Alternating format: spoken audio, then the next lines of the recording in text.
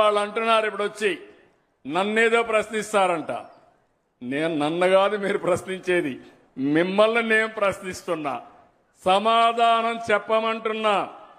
గిరిజన ప్రాంతంలో ఉద్యోగాలు ఇచ్చిన వ్యక్తి 1/5/11/86లో నందమూరి తారక రామారావు గారు. అవునా కాదా తమ్ముళ్ళు అని మిమ్మల్ని అడుగుతున్నా.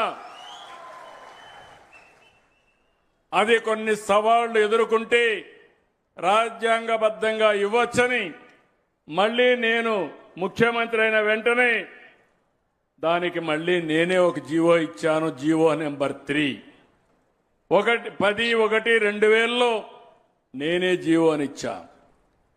ఆ జీవోని పోగొట్టింది వీళ్ళు 22 ఏప్రిల్ 2020.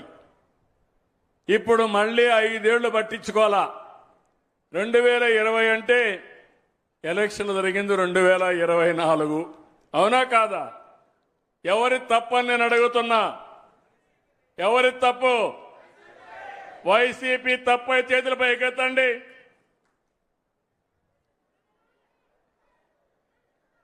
ఏమమ్మా?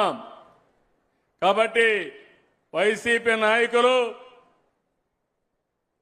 ఈ పాడేరుకొచ్చి నేల మీద మీ ముక్కును గీసుకుంటే అప్పుడు బుద్ధి వస్తుంది మీకు. మీ నాయకుడిని అడగండి, ఎందుకు చేయలేకపోయి అడగండి. అడిగేది చేత కాకపోతే మీరైనా క్వశ్చన్ చేయాల్సి వచ్చింది.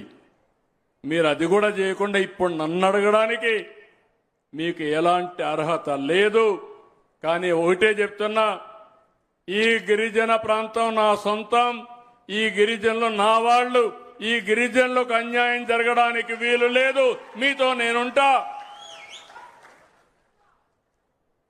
వాళ్ళు అనుకుంటున్నారు బాబాయిని చంపి వేరే వాళ్ళపైన నేరం వేసినట్టు తప్పు చేసి నా మీద నేరం వేయాలనుకుంటున్నారు.